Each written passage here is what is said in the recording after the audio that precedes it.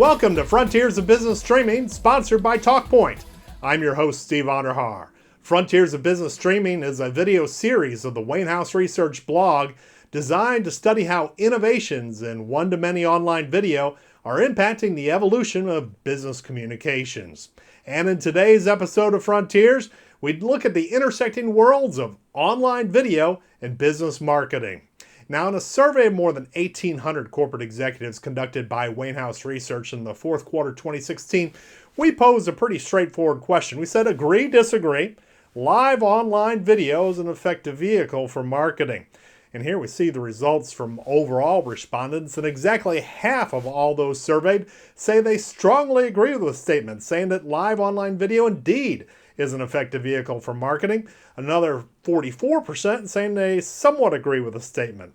But the most telling results come when we segment the responses to this question based on an executive's role within an organization. Essentially, the higher up an executive, the more likely they are to see the linkage between the deployment of online video and effective outbound communications. As a matter of fact, among executives identifying themselves as C-level workers within their organization, 62% saying that they strongly agree with the statement that live online video is an effective vehicle for marketing.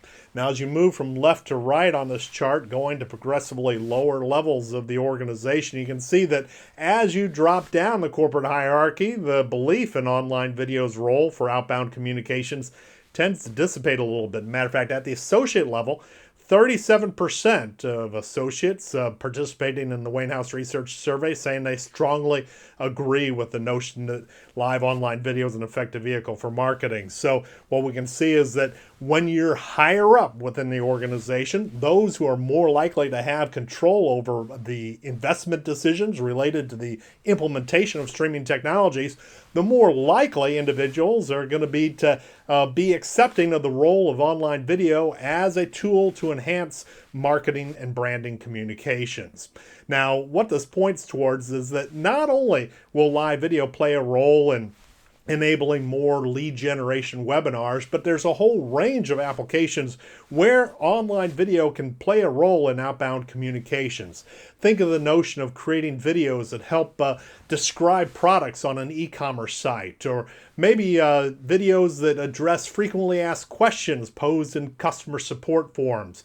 Even the opportunity to integrate outbound messaging in ways that can be delivered via social media platforms is an important way where organizations are implementing online video for greater effect in external communications.